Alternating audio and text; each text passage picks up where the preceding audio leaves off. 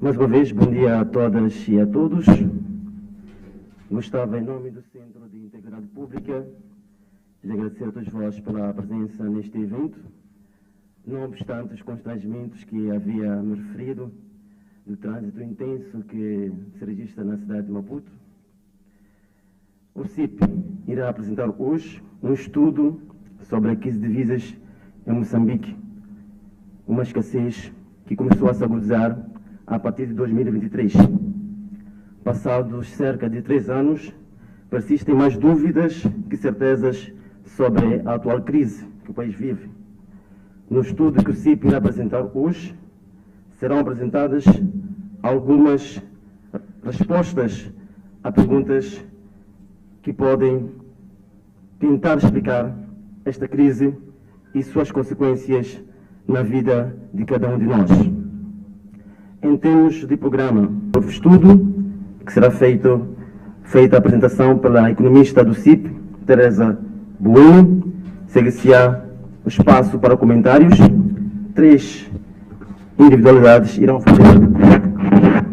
O Roberto Tibana, que é economista experimentado.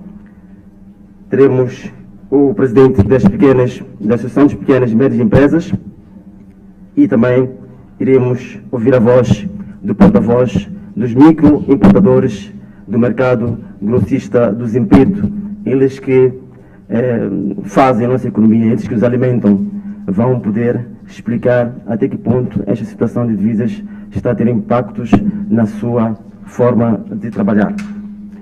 Depois dos comentários, que vou pedir a vossa compreensão aos nossos comentadores, os comentários são de apenas 5 minutos para dar espaço para o debate que vai se seguir aos comentários. Depois do debate, teremos o encerramento. Sem mais delongas, chamo para a sua intervenção aqui o diretor do Centro de Integridade Pública para as notas introdutórias. Obrigado.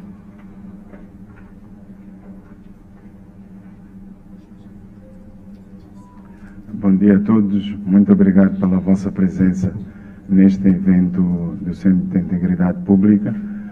Este evento que vem discutir um assunto que o CIP começou a falar no ano passado, o problema da falta de divisas.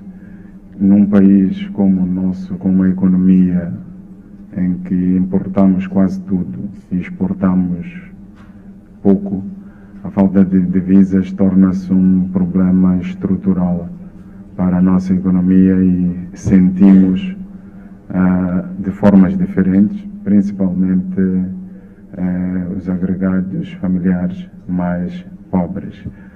E por via desse facto, nós, sendo Integridade Pública, começamos este debate no ano passado, tentamos trazer os diferentes atores para ouvir as suas sensibilidades. Vamos apresentar um estudo, infelizmente, mais uma vez, como no ano passado, o principal ator neste debate, que é o Banco Central, não se fez presente, mas é aquele que sempre tem dito que esta crise é uma falsa crise. Gostaríamos de ter o Banco Central a comentar o nosso estudo. Não sei se aqui estão, mas os bancos comerciais, o setor privado, os pequenos, médios comerciantes têm estado sempre a dizer que sente-se a falta de divisas no mercado. Nós mergulhamos mais uma vez nesta pesquisa, tentando perceber os meandros e os pressupostos econômicos. Vamos apresentar as nossas constatações. Esperamos que seja um momento de debate, tendo em conta que é a nossa visão perante as evidências que conseguimos coletar no terreno. Não é a Bíblia Sagrada, então pode ser discutida, rebatida, pode ser questionada e podem sair daqui inputs que sejam importantes para, eventualmente, melhorarmos o nosso estudo. Por isso, fiquem à vontade em criticar-nos, porque quem critica e quem apresenta versões diferentes daquelas que são as versões oficiais também tem que estar aberto a ser criticado. Mais uma vez, muito obrigado pela vossa presença.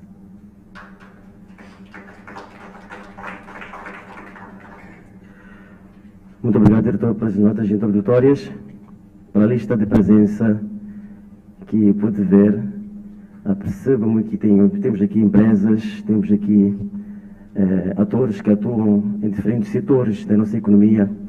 Esperamos que, na parte reservada ao debate, possam falar de forma aberta sobre este assunto que muitos, ou melhor, alguns têm receio de abordar, mas que afeta a todos nós de formas diferentes. Chamo para a sua apresentação a colega Teresa Bueno. Obrigado.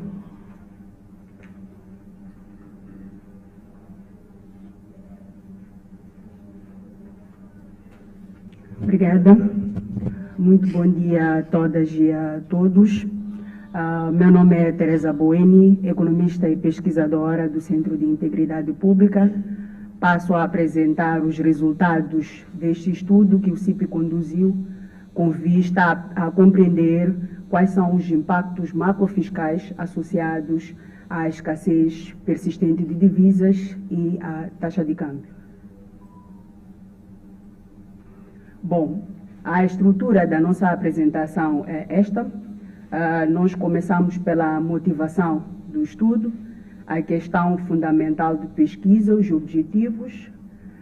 Também apresentamos a secção da revisão da literatura, metendo a acompanhar, e na estabilidade da taxa de câmbio, que está desalinhada das condições do mercado. E os gráficos 1 e 2 evidenciam esta realidade. O gráfico 1 mostra a evolução das médias diárias de compras, vendas líquidas e vendas líquidas de divisas convertidas em dólares para o período de 2019 a 2026. E o gráfico mostra que entre 2019 a 2023, nós tínhamos saldos positivos de vendas líquidas de divisas. Isso significa que os bancos comerciais vendiam mais divisas aos seus clientes do que compravam. E temos uma redução significativa em 2023, período que coincide com a retirada do Banco de Moçambique no pagamento da importação de combustíveis. A partir de 2024, começamos a notar uma tendência decrescente dos saldos de vendas líquidas de divisas. Isto é, os bancos comerciais começam a comprar mais divisas do que vendem aos seus clientes, mostrando uma clara retenção de divisas pelos bancos comerciais. E o mais agravante é que o saldo de vendas líquidas de divisas para o ano de 2026, de janeiro a abril, está num nível quase igual ao de 2025, o que mostra claramente o agravamento da escassez de divisas, quando ainda temos a evolução da taxa de câmbio, que mostra uma linha reta da evolução da taxa de câmbio a partir de meados de 2021. Uma estabilidade desalinhada das condições do mercado, com um diferencial significativo da taxa de câmbio do mercado paralelo e da taxa de câmbio do mercado oficial. E um diferencial de cerca de 15%, segundo o estudo do FMI e o estudo que também conduzimos no ano passado.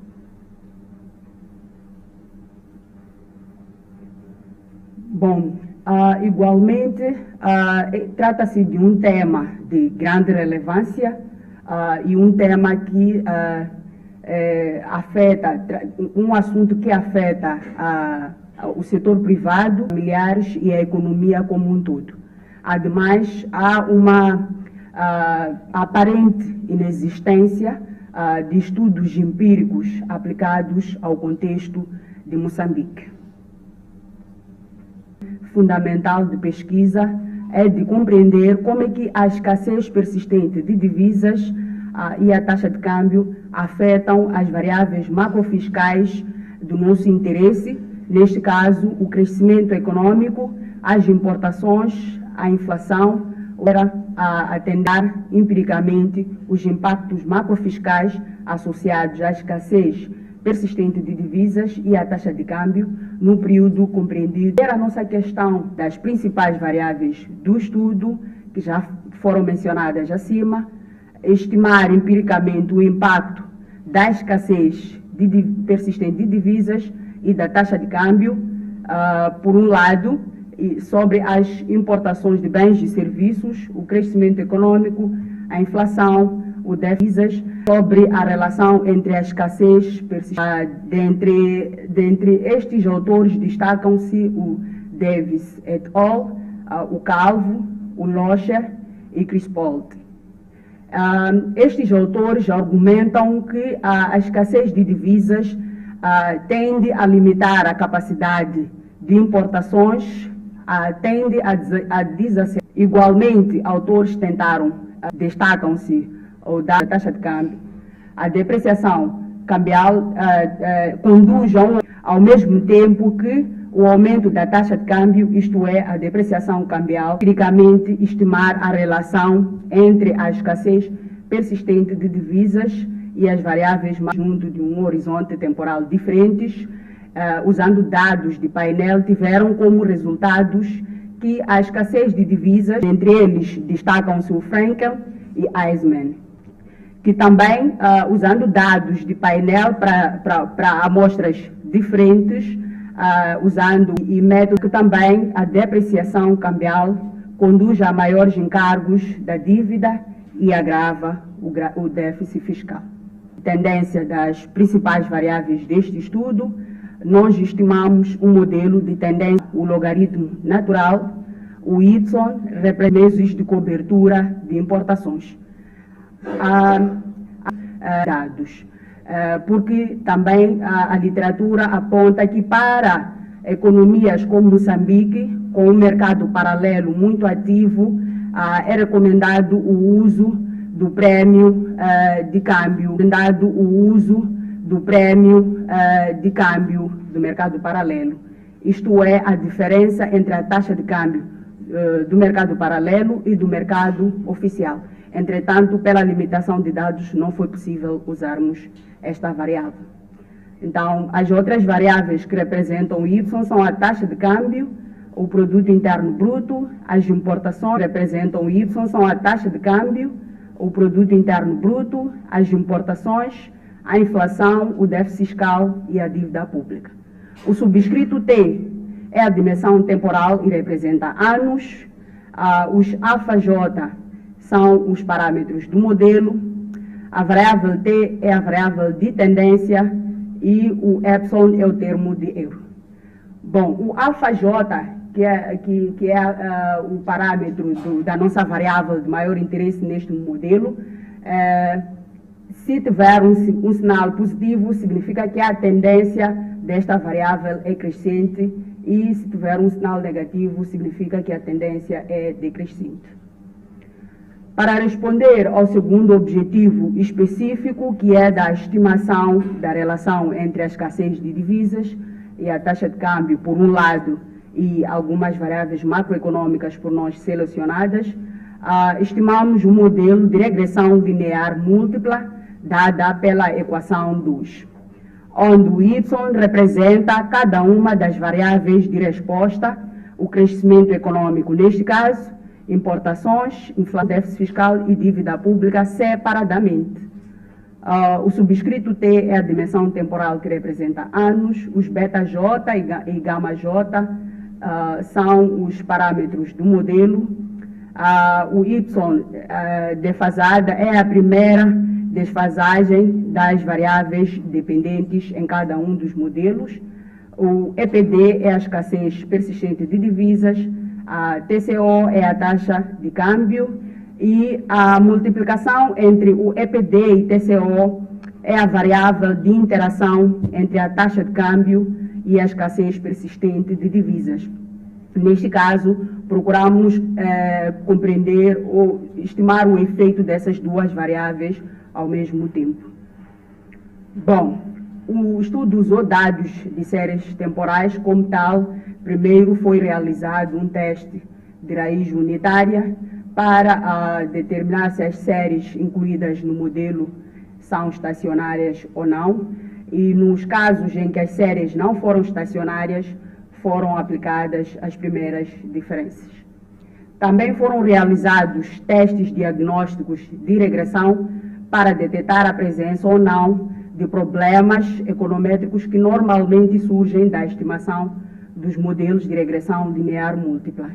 Neste caso, a heteroxidacidade, a correlação serial, a não normalidade dos erros, a multicollinearidade e a má especificação do modelo. E, por fim, para medir o impacto da escassez de divisas nas atividades do setor privado e no bem-estar dos agregados familiares, nós realizamos um trabalho de campo que consistiu em entrevistas a 10 gestores de empresas nacionais e internacionais, a 2 associações empresariais, cujas atividades dependem fortemente de matérias-primas e bens importados, com o objetivo de compreender o impacto da escassez persistente de divisas nas suas atividades e nas condições de trabalho e remuneração dos seus colaboradores. Bom, para além das variáveis dependentes e de maior interesse que já foram apresentados nos modelos que apresentei no slide anterior, também tivemos variáveis de controle que vão desde capital, trabalho, a variáveis proxies que captam o nível de corrupção e variáveis binárias que captam a crise das dívidas ocultas ou da Covid-19. Novamente, os dados que nós usamos são de séries temporais, anuais e para um período de 1990 a 2024, e eles foram extraídos do website do Banco Mundial, isto pela disponibilidade de dados, e compreendeu, neste caso, 35 observações nos nossos modelos. Bom, passo a apresentar os resultados, primeiro, das tendências das principais variáveis do estudo.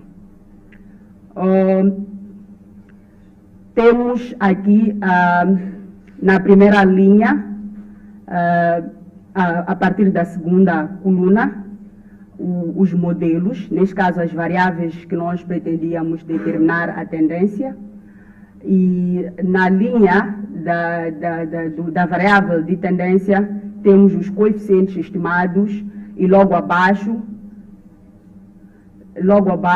dentro de parênteses, os p-values da estatística T. E onde os p-values da estatística T forem menores que 10%, porque nós usamos um nível de significância de 10%, então os modelos foram estatisticamente significativos. Neste caso, temos 5 modelos e com um sinal negativo. Isto significa que o produto interno bruto teve uma tendência decrescente ao longo do período do nosso estudo. Mais concretamente, que teve uma redução média de cerca de 3% ao ano. Isto evidencia os desafios estruturais e persistentes que a economia moçambicana enfrenta. Para o modelo da inflação, temos um sinal positivo no coeficiente, o que significa que a inflação teve uma tendência crescente. Isto sugere um aumento médio de cerca de 9% ao ano. Estamos a dizer aqui que houve um aumento generalizado dos preços ao longo do tempo. Temos o déficit fiscal com um sinal negativo, significando que houve uma redução média de cerca de 3% do déficit fiscal ao ano. Isto sugere uma melhoria do déficit fiscal que pode estar associado a uma consolidação fiscal e à restrição das despesas públicas. Por fim, temos os meses de cobertura, temos meses de cobertura de importações com sinal negativo, mostrando uma tendência decrescente, neste caso, uma redução média de 1% ao ano. Aqui estamos a dizer que houve uma redução persistente da liquidez externa do país. E, por fim, temos a taxa de câmbio com um sinal positivo, mostrando uma tendência crescente, neste caso, um aumento médio de cerca de 10% e sugerindo uma depreciação do metical ao longo do período.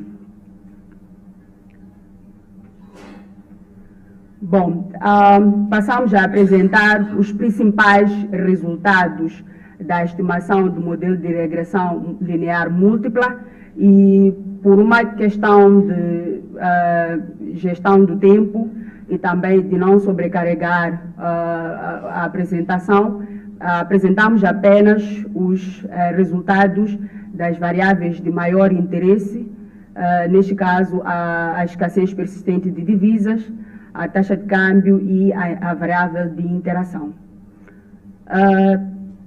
Nos 5 modelos, o modelo de crescimento econômico, o primeiro modelo, o modelo de importações de bens e serviços, o segundo modelo, o modelo da inflação, o terceiro modelo, o modelo do déficit fiscal, o quarto modelo, e o quinto modelo, o modelo da dívida pública.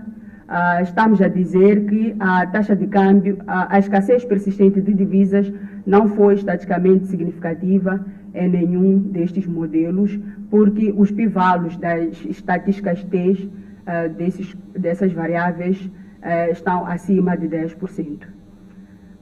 Para a taxa de câmbio, ela foi estatisticamente significativa em 3 modelos. No primeiro modelo, com um sinal negativo, evidenciando ou significando, neste caso, que um aumento ao longo do período do nosso estudo, um aumento de 1% da taxa de câmbio conduziu a uma redução do crescimento econômico em cerca de 0,65%. Aqui estamos a dizer que há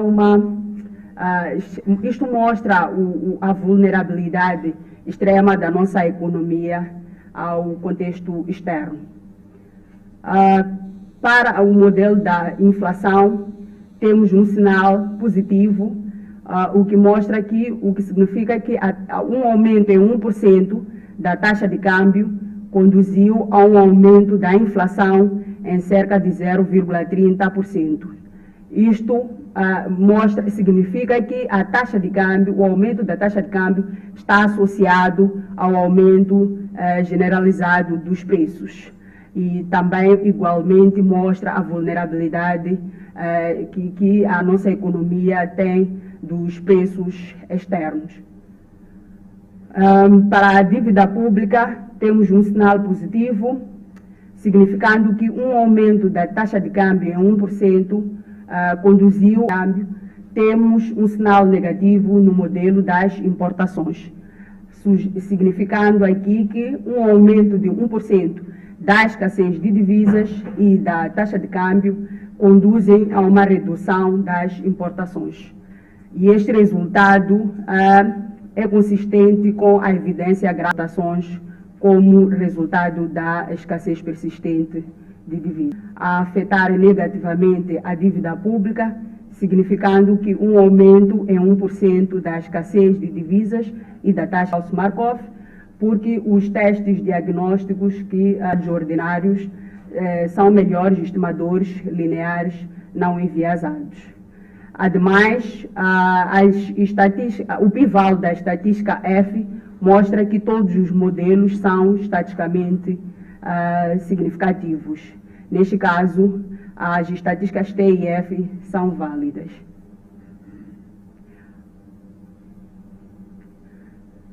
Para o último objetivo específico, que era de medir o impacto da escassez de divisas nas atividades do setor privado e no bem-estar dos agregados familiares, da entrevista que nós conduzimos, os empresários relataram uma dificuldade ainda no acesso a divisas para as suas importações, reduzindo, neste caso, a sua capacidade de importações em cerca de 40% e em magnitude semelhante à redução das suas atividades. E também dos dados que tivemos acesso, houve um encerramento de mais de 500 empresas, apontando como um dos casos para o encerramento a escassez de divisas. Aqui apontamos também os dois casos públicos que foram noticiados, o caso da Dimatel e da Cauena. Também, como resultado do encerramento destas empresas, temos que mais de 15 mil trabalhadores perderam os seus postos de trabalho. Nós reconhecemos que esses dados podem ser conservadores, tendo em conta o tamanho da nossa amostra, que é reduzido. E nós, do mercado Grosseiro de Zumpeto, efetivamente na área de importação, não temos nenhuma dependência do banco. Só conseguimos bancos com os vulgos agiotas. É o mercado negro. Então, ali, vocês vão passar dali e verem caminhões cheios de batata, cebola. Talvez vocês possam dizer, esses homens estão a trabalhar. Estamos a trabalhar acima da dívida. Já tenho registrado 3 mulheres no ano passado que perderam a vida por estresse. As pessoas não conseguem como gerir o dinheiro do dono, que foram buscar com tantas taxas de juros. Então, isso é a realidade. O mercado Grosseiro de Zumpeto, a maioria parte dos vendedores não tem o capital. Nós já pedimos, efetivamente, do meu lado, já falei com várias vezes na reportagem, a pedir mesmo o governo procurar nos arranjar um dos bancos, pelo menos termos acesso ao câmbio do dia. Isso até aqui ainda não apareceu. O que nós estamos a fazer agora é aquilo de uma pessoa te emprestar um valor, a esse valor, quando chega, tens um prejuízo, você está, tens um problema na tua casa que nem consegue dormir. Então, para dizer que a área financeira, o mercado grossista do Zumpeto, com a sua importação, está zero. Ninguém tem que ter efetivamente o valor que ele sustenta para poder trabalhar. Indo um pouco à estrutura do trabalho, e eu vou depois entrar, vou usar 5 minutos para fazer isso.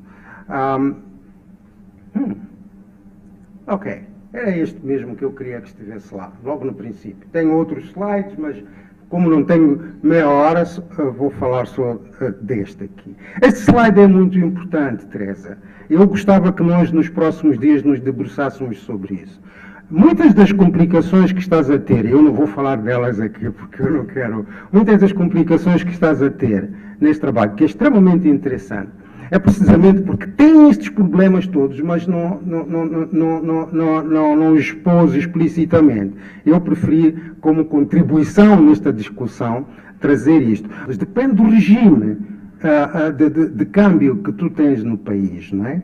E, portanto, a volatilidade do câmbio, a gestão das... Eu costumo dizer, aliás, dizemos isso em economia, que a política cambial é o reverso da política de reservas. O que fazes com as reservas vai se refletir nas reservas. Portanto, se o regime de câmbio é fixo, se é uma intervenção do Banco Central, é um regime de câmbio administrado, se é um regime de câmbio flutuante, conta. E era preciso caracterizar isso, e era preciso saber que, ao longo destes... São 30 anos, não é? Ao longo destes 30 anos, tens uma mudança nestes regimes. Nós tivemos mais flexibilidade no câmbio. Aliás, mesmo só neste período que estás a mostrar aqui, nós tivemos mais flexibilidade, mas depois temos um período de estabilidade. E as implicações na relação que tu tens entre a taxa de câmbio, as reservas, etc, etc, depois as implicações que isso tem com a economia, depende do regime cambial que está a prevalecer. Eu perguntaria às pessoas, neste momento, qual é o regime cambial que nós temos? Eu diria que nenhum. Eu diria que nenhum, porque eu quando falo com os banqueiros me dizem que recebem telefonemas do Banco Central a dizer qual é o câmbio que devem praticar, e não necessariamente qualquer um destes modelos, ou talvez se aproxime qualquer um destes modelos. E isto é importante para a maneira como a economia funciona. Eu não vou desenvolver mais, mas eu queria lançar a implicação que tinha, mas este que publicamente posso partilhar agora, os outros nós podemos falar. Eu não estou muito surpreso com esta relação que encontra entre o câmbio nominal, porque é o câmbio nominal com que está a lidar aqui, o câmbio nominal. Não estou muito surpreso que ele te tenha dado uma relação negativa com... Qual é esse barulho do Fundo Monetário Internacional e do Banco Mundial? Por que é que temos que desvalorizar se isto vai ter implicações negativas sobre o crescimento económico? Penso que um dos problemas que tem que resolver no passo seguinte é ver a relação com a taxa de câmbio real. Porque o problema fundamental é que estás aqui a relacionar uma variável nominal com uma variável real, crescimento real com taxa de câmbio nominal. E uma curiosidade para o representante dos moqueiristas, dos Impeto, como é que esta questão da escassez de divisas tem afetado a vossa relação com os fornecedores sul-africanos? Eles continuam a vender a crédito como sempre o fizeram ou exigem o pagamento imediato? E para terminar, vem aí o FMI já no próximo mês e algumas pessoas mais informadas já começam a adiantar a possibilidade do governo aceitar a desvalorização do metical. Estão preparados para continuar a cobrir o governo, para continuar a ser esta cortina a tapar a vergonha do governo com a possível desvalorização do metical? Obrigada. Bom dia. Bom dia. Gervásio Valia, Sociedade Civil. Obrigado. Olha, eu estou muito assustado mesmo, com o tipo de cidadania que nós moçambicanos somos. Estamos muito acomodados. Isso não é normal. Nós sabemos que temos um governo sequestrado neste país. Nós sabemos que as instituições desse Estado não funcionam. E a cidadania está muito calma. Isso é assustador. Acho que devemos pôr a mão na consciência, uma vez que temos um Estado paralítico e deve ser a sociedade civil a mudar esse cenário. Senão vamos... Estando a acompanhar esses filmes, esse cinema, chuta a bola para lá, chuta a bola para lá, e não sabemos quem geralmente é um vencedor. Em Portugal, esta semana, o Sporting perdeu como equipa da segunda divisão, que está na terceira posição. Muito obrigado. Muito obrigado. Bom dia a todos. Não existe dólar para todos nós a 64 meticais, a 65 meticais. Existe dólar para alguns a 68 meticais nos seus cartões. Deves ter um cartão Silver, por exemplo, do Standard Bank, podes conseguir até 30 mil todos os dias. Mas o que está a acontecer? Nós não percebemos. A partir de 2024, com o surgimento das criptomoedas, nós tivemos uma criptomoeda, por exemplo, uma stablecoin, que é o USDT. É uma criptomoeda com paridade no dólar, 1 para 1. Embora o Banco Central hoje estabilize o metical dólar a 64, 65, esta criptomoeda não é estabilizada. O preço dela varia, está a 73, a 74. E por que os nossos cartões foram bloqueados, ou os vossos cartões, vocês não perceberam? É porque alguns tiravam o dinheiro dos bancos a 68, porque quando tu raspas no cartão bancário, raspas a 68, e vendiam, faziam uma arbitragem, vendiam a 70 e alguma coisa, e ganhavam alguma coisa. E este dinheiro, vendiam para o mercado informal. E é isso que está a acontecer. A maior parte do dinheiro dos bancos sai por meio de alguns indivíduos e volta ao mercado informal a 80. Eles compram a 70 e alguma coisa e vendem a 80. Então é isto que está a acontecer. A maior parte das divisas estão a sair por parte de alguns moçambicanos e isso não leva nem 5 minutos fazer essas operações. leva até 15 minutos no teu celular, você pode fazer. Hoje existem essas como é que se diz? Corretoras de criptomoedas, a Binance, a Bybit. Muitos indivíduos têm feito isso. E eu acredito que a Teresa devia, no seu estudo, não sei se vai mandar uma carta para tentar saber qual é o volume que tem sido feito diariamente ou anualmente, para perceber quanto é que tem sido, de fato, a saída de dinheiro do setor formal para o setor informal. Então, isto é que tem acontecido. Eu acredito, pelo menos a minha tese leva para esse lado, que há uma saída de divisas do mercado formal para o mercado informal. E depois dessa divisa, se sai a 76, não vai voltar a 64. É por isso que os bancos porque compram divisa, quando diz que os bancos estão a comprar divisa dos seus clientes? Sim, compram a 64 ou a 65. E depois eu raspo a 68. E depois vai ao mercado informal. E depois o moqueirista compra 80. Então este aí é o mecanismo de transmissão. Eu acredito que nós devemos ver como é que o Banco Central tentou barrar. É por isso que alguns cartões foram bloqueados e somente alguns indivíduos hoje podem fazer algumas transações no estrangeiro. Mas essa era a minha contribuição. Penso que talvez possa incluir numa próxima versão do estudo. Obrigado. Saudações. Gostava muito de saudar ao meu colega de painel, que trouxe aqui uma abordagem inquestionável sobre a realidade moçambicana. Eu sou Manuel Alexandre e sou jornalista, jornalista da BTV. É uma situação crítica que o nosso país encontra-se.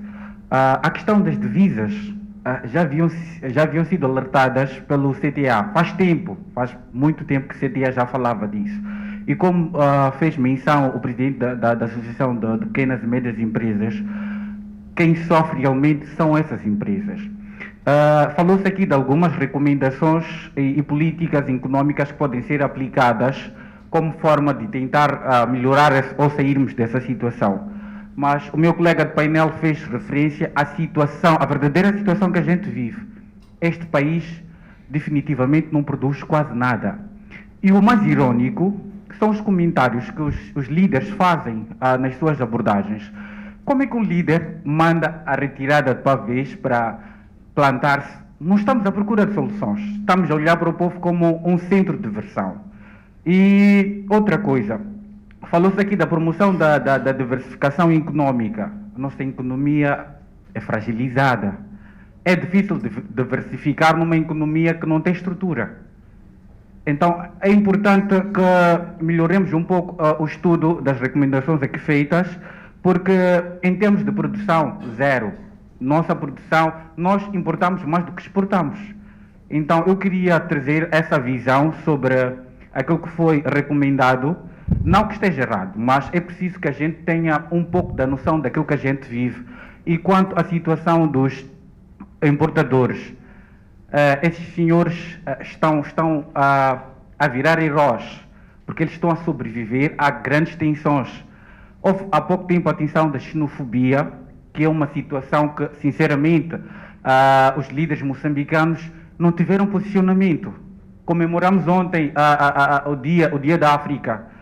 E é desumano aquilo que aconteceu há pouco tempo. Nós precisamos de líderes mais empenhados em trazer soluções.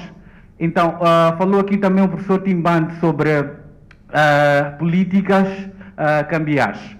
É preciso que a gente tenha uma estrutura, um regime cambial que se faça sentir. Nós ainda não temos uma decisão concreta daquilo que é o nosso regime cambial. Obrigado. Os agricultores a levar as motobombas para as bombas de combustível. A vossa visão sobre o assunto de divisas em Moçambique é muito bom tê-los aqui. A vossa visão também é importante. Por favor. Obrigado pelo convite. Parabéns para o estudo. Gostaria de falar mais consigo para trocarmos ideias em como avançar com o projeto.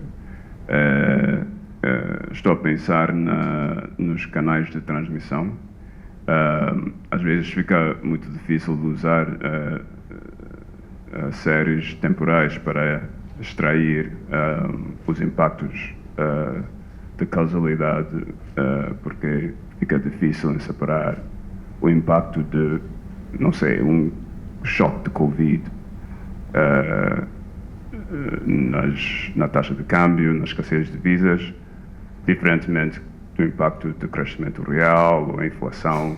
Então, pode-se usar talvez um estudo mais, como se diz, cross-sectional, não é, para avaliar o impacto das flutuações na taxa de câmbio, por exemplo, nos importadores ou algumas empresas que estão mais ligadas ao externo, para avaliar o impacto no desempenho, na produtividade, para extrair lições sobre os canais de transmissão.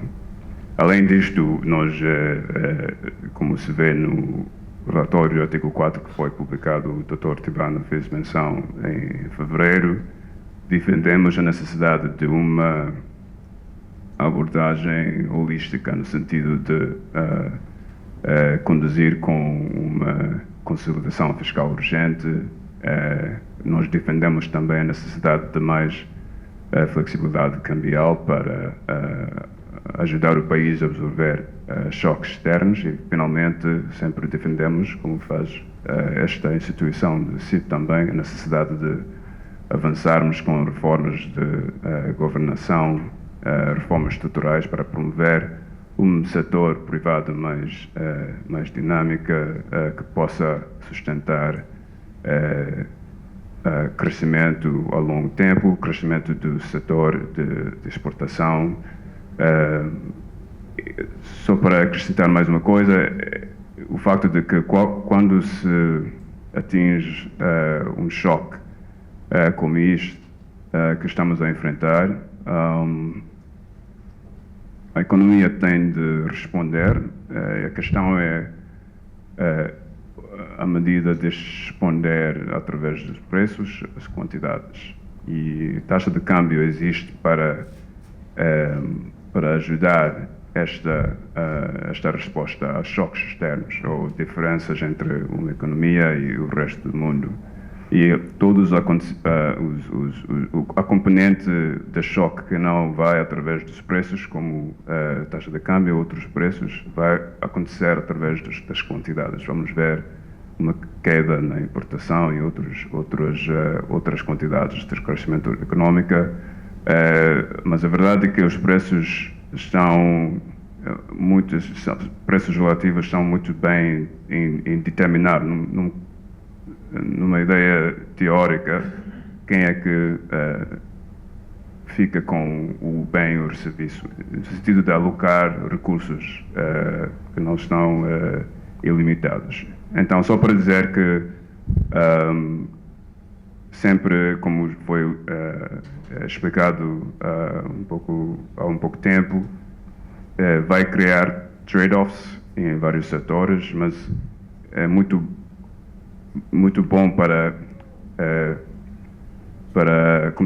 transmitir a noção de escassez, o preço mesmo, no sentido de que os preços respondem à escassez de um produto.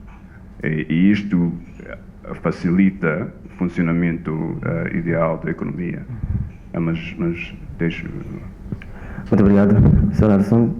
Só para terminar, Dr. Eduardo Sengo, só para fechar essa leva, são muitas perguntas, senão os nossos colegas não conseguem responder, por favor.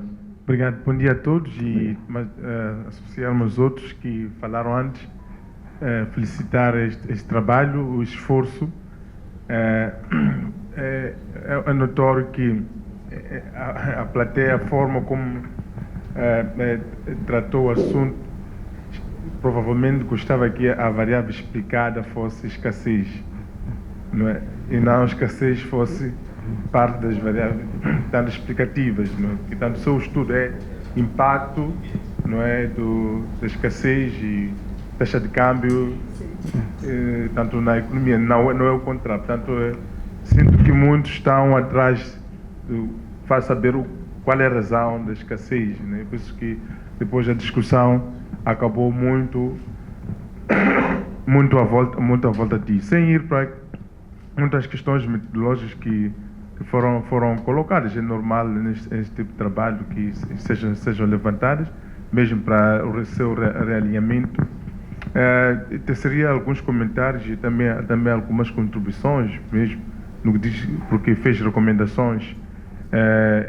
E aqui nas recomendações, provavelmente, a única coisa que nós podíamos mencionar é como não discutiu os assuntos que recomenda, por isso acabou as recomendações serem, assim, de alguma forma parece superficial, mas também nós não lemos o relatório, capaz de, lá na discussão do relatório, estar discutindo a questão da concentração da economia, porque fala de diversificação, a questão da taxa de câmbio, do melhor aperfeiçoamento da gestão, todas essas coisas.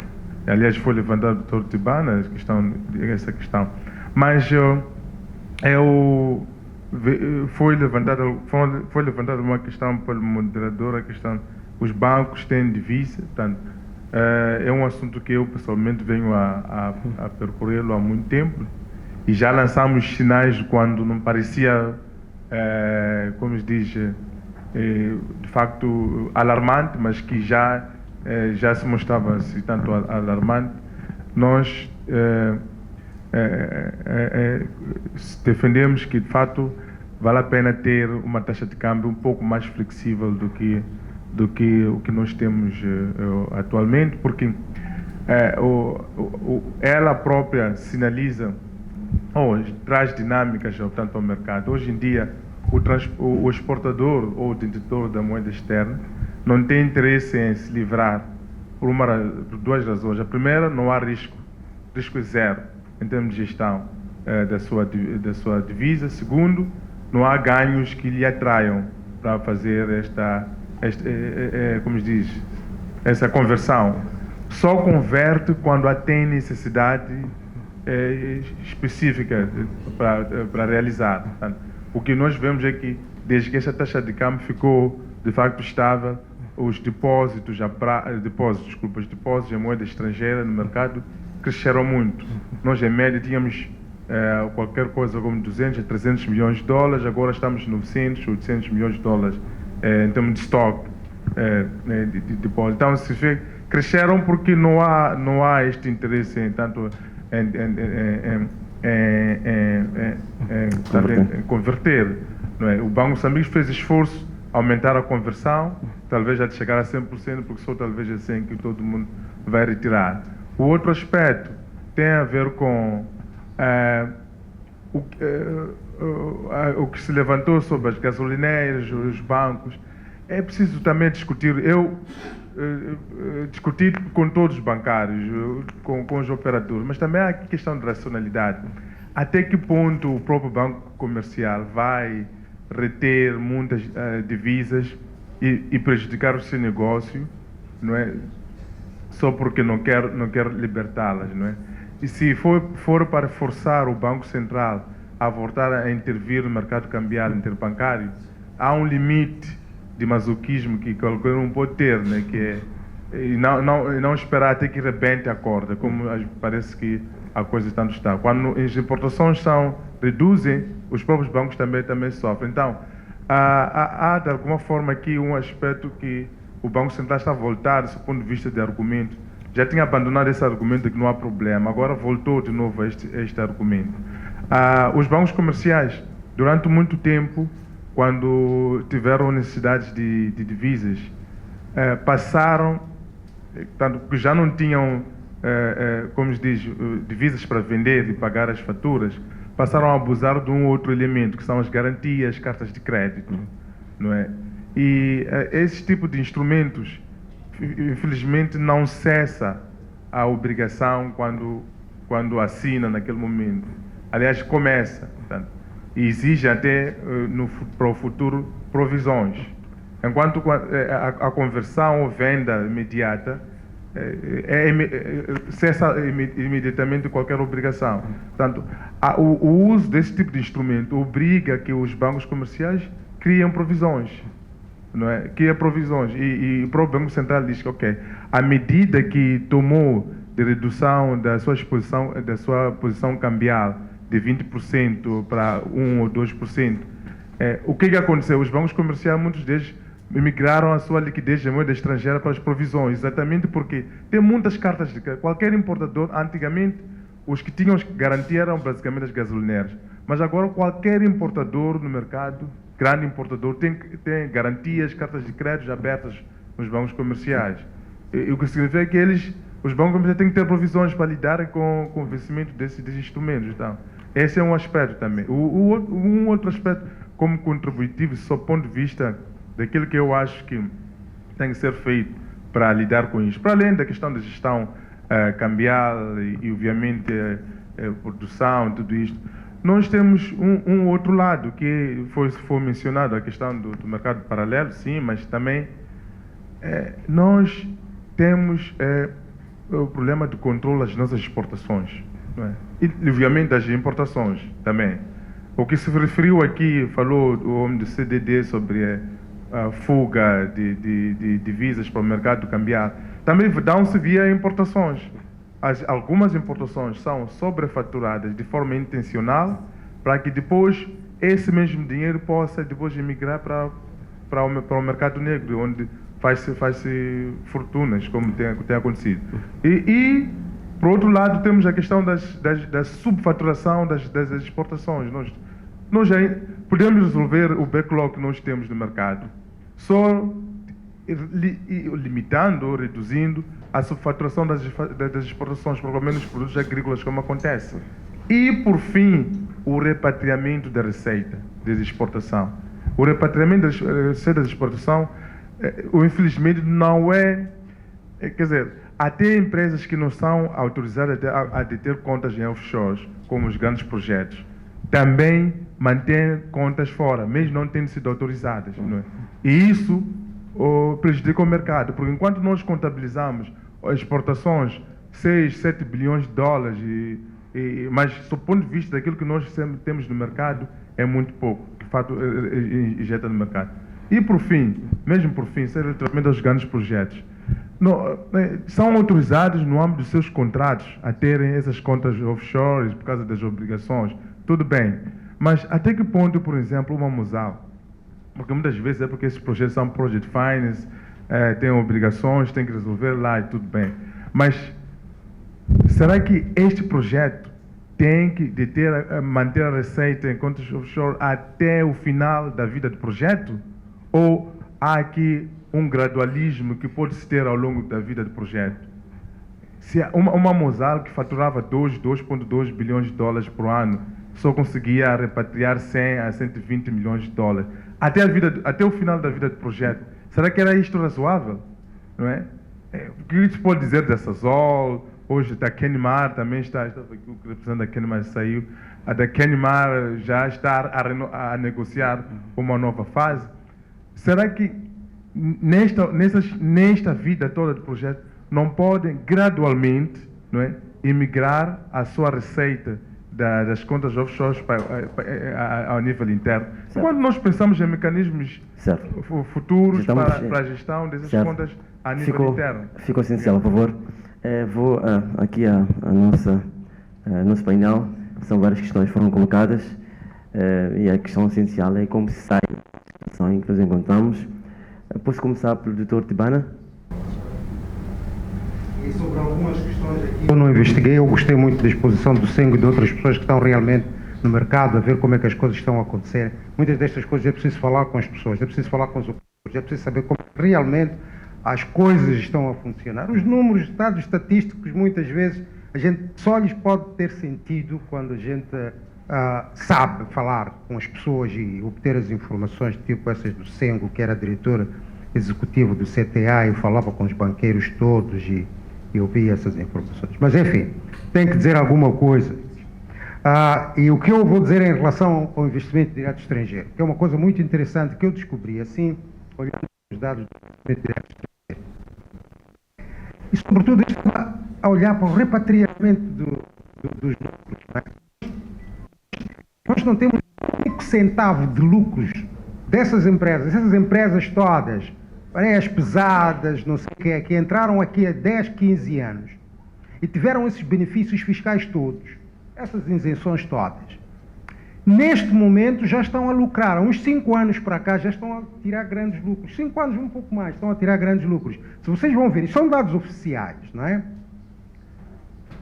2 bilhões de dólares anuais, pelo menos em 2003, 2023, 2024, e acho que no princípio de 2025, não sei agora, 2 bilhões de dólares por ano de lucros exportados. Não é ilegal, não estou a dizer quase coisa legal, mas não fica nada, quer dizer, daquilo que eles fazem como lucros não fica nada aqui. Então aumenta o volume das exportações, mas as exportações depois é uma coisa bruta. Dali depois entram os lucros deles, não é? E esses lucros são totalmente expatriados. Como é que tu queres ver uma relação entre a disponibilidade de recursos internos e as exportações, se uma boa parte dessas exportações já estão a gerar lucros e os lucros são todos repatriados?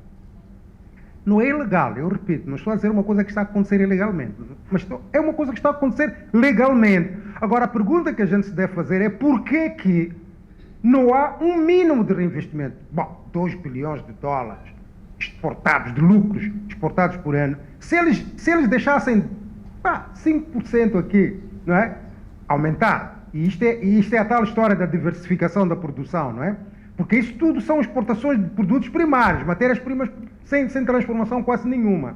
Então, se eles pusessem, por exemplo, 10% disso fica aqui para criar mais uma escada na cadeia de produção. Isso já deixava uma parte da coisa aqui. Portanto, a questão fundamental é a questão que os outros estavam a colocar, transformação da economia, mudança estrutural, como é que vai fazer isso? E depois, quando tu tens uma gestão cambial, que é aquela que cria muita incerteza sobre mesmo essa possibilidade de reexportação dos lucros, não é? Porque a gente não sabe o que o governador vai acordar no dia seguinte e dizer, não é? Eu tive que fazer um grande barulho, porque uma vez acordaram aqui e fecharam-nos as contas em dólares. E as pessoas que veem isso começam a dizer, bom, eu posso estar aqui e um dia alguém acorda, fecha-me as contas em dólares, como é que vai ficar o meu dinheiro? Portanto, essas incertezas todas criam problemas para a retenção dos lucros, e essa retenção é que havia de criar condições também para maior disponibilidade dessas moedas estrangeiras aqui. Segunda coisa, eu queria enfatizar uma coisa, que já falei várias vezes e tal, há um valor muito grande na opção de esperar. Eu espero, eu dei um exemplo aqui de uma espera involuntária, não é? Que eu fiz na Inglaterra, né? Ele me deu 2 mil dólares de bônus, só porque eu esperei involuntariamente. Agora, eu recebo muitas chamadas de investidores que estão parqueados aqui na África do Sul, estão parqueados nos seus países e dizem, quando é que pensas que essa coisa aí vai desvalorizar? Por quê? Porque ele tem 100 milhões de dólares para investir em Moçambique. 50 milhões vai ser importação de equipamentos, mas 50 milhões vão ser despesas locais, água, eletricidade, segurança, etc, etc, imposto informal, que paga lá, não sei o que tá. E esses custos todos aumentam. E mesmo que não aumentem, mesmo que sejam estáticos, não é? Os lucros dele podem aumentar simplesmente pela desvalorização. Porquê? Porque os 50 milhões de dólares a 65 o dólar, não é? Quando ele meter os 50 milhões a 75, vai ser mais em termos de dinheiro que ele tem para pagar a força de trabalho, para pagar a eletricidade e não sei o quê. E esses custos também não são estáticos em Moçambique, não é? De eletricidade, água e imposto informal. Portanto, esse diferencial entre a taxa esperada, quando for já efetivada a desvalorização, e a taxa atual, essa diferença tem valor para o investidor e ele pode esperar. Pode esperar, porque o dia em que ela acontecer vai dar muitos mais lucros. E quanto mais tu deixas 3 anos de estabilidade, quanto mais tu deixas, esse valor da opção de esperar aumenta.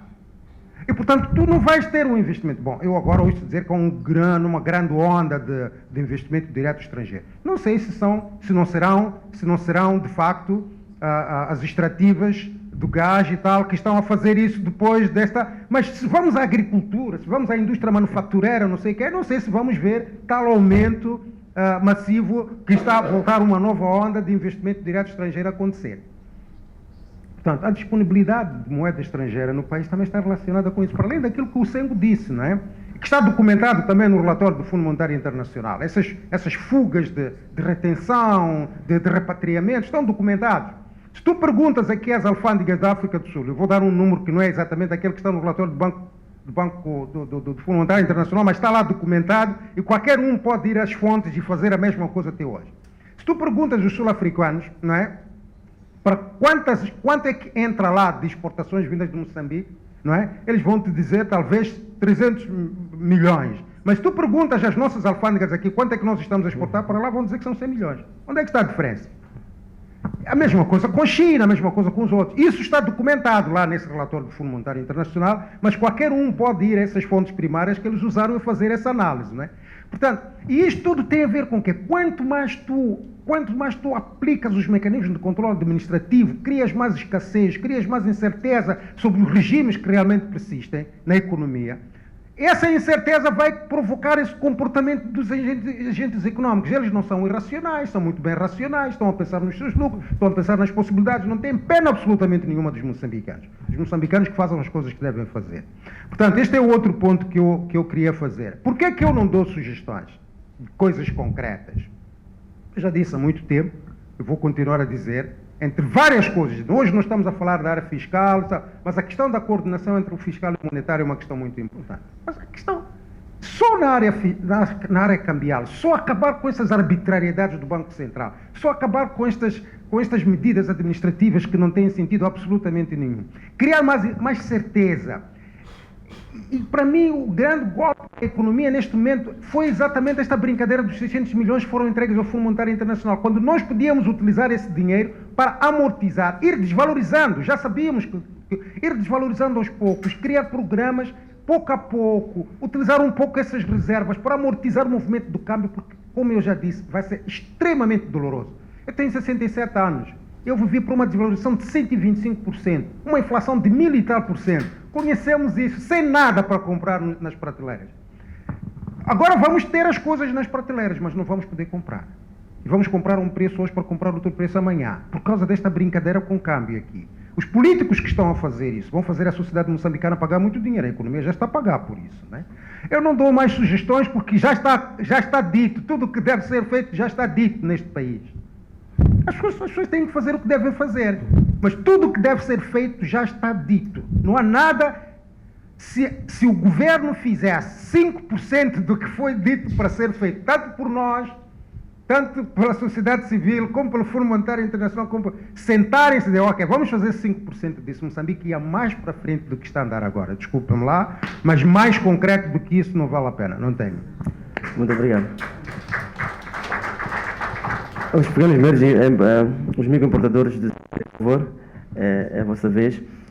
Uma das coisas que fomos conversando é que o mercado informal está a crescer, está a sofisticar a sua forma de atuação e, por exemplo, hoje em dia é possível pagar faturas no estrangeiro a partir de Moçambique.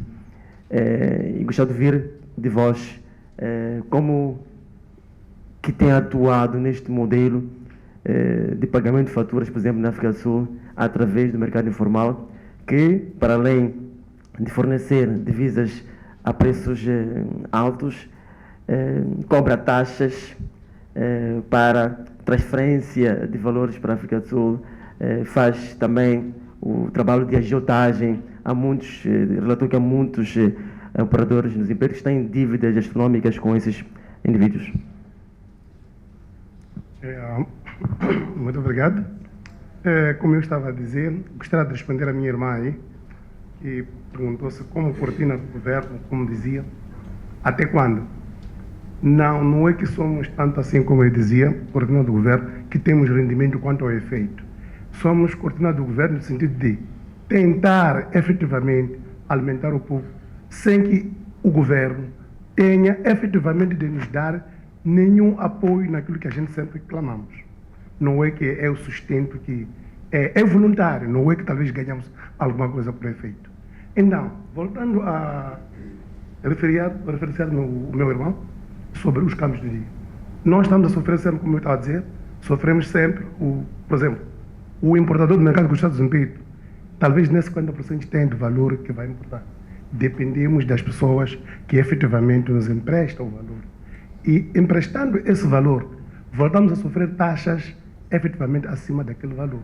Então, para dizer que, sem o governo intervir esse assunto, o mercado de desempenho com os seus operadores sempre vai passar efetivamente a exercer esse tipo de trabalho, de só trabalhar para trás sem nenhum ganho.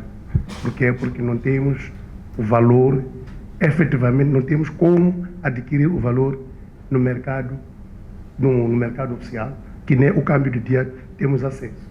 Então, sempre vamos ter que registrar efetivamente esse tipo de problema que estamos a registrar no mercado do Cruzeiro do Desempenho.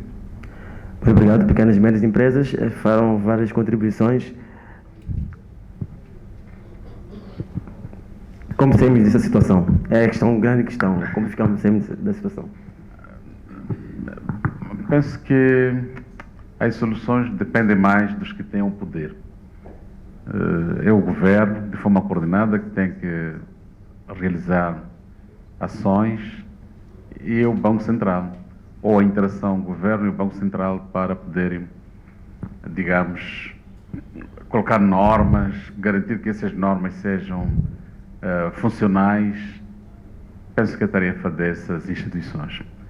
Mas há um outro dado que é importante, só para associar ao debate. Não são os cartões necessariamente que alimentam boa parte das divisas que estão no mercado. Alguém fez menção a isso. Não são os cartões necessariamente. Se olharmos para a estatística, vamos ver que há de ser a parte menor desse esforço. Mas também, do mesmo jeito que se fala de cartéis em outros lugares, em outros setores, ao nível das divisas, há poderosos que alimentam o mercado informal. Eles conseguem, digamos, tomar para depois colocar o dinheiro no mercado informal. Se conversarem muito bem com os bancos comerciais, conversarem com os que recebem lá no mercado informal a moeda estrangeira, há onde perceber este exercício. Então, há também aqui tubarões que controlam a moeda estrangeira. E se formos a ver, os cartões, boa parte são usados, os mocaristas usam mais aqui na África do Sul. Então, a moeda que poderia ter muito efeito nesse aspecto dos cartões seria o rand e não necessariamente o dólar.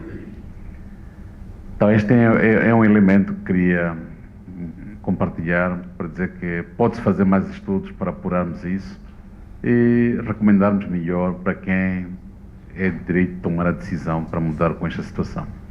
Agora, nós estamos abertos, como Associação das Pequenas e Médias Empresas, para trabalharmos com outras organizações empresariais, para continuarmos a alimentar estudos como este que são feitos e também damos as contribuições que são necessárias ao Governo. Muito obrigado. Teresa, por favor. Obrigada. Realmente, como disse o Dr. Tibana, o nosso relatório é extenso e nós tentamos aqui em pouco tempo trazer aquilo que eram os aspectos que julgamos relevantes, que serviriam de base para a nossa discussão, mas ele será disponibilizado e poderão ter mais detalhes do que não podemos aqui trazer.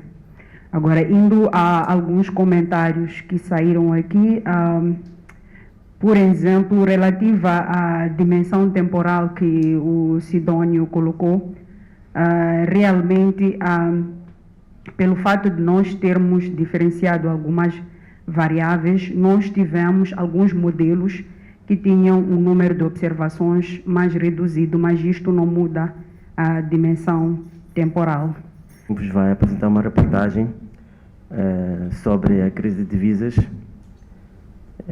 Essa reportagem nós chamamos O País da Nhonga, onde vamos mostrar alguns esquemas que existem na banca comercial de favorecimento de algumas entidades e vamos também mostrar os caminhos que os importadores, caminhos alguns legais, outros ilegais, para continuar a fazer o seu negócio, porque quando o Estado é ausente, quando o Estado não apresenta soluções, aí pessoas precisam sobreviver, precisam ter o pão na mesa e vão arranjando soluções, mesmo que as soluções signifiquem praticar atos ilegais.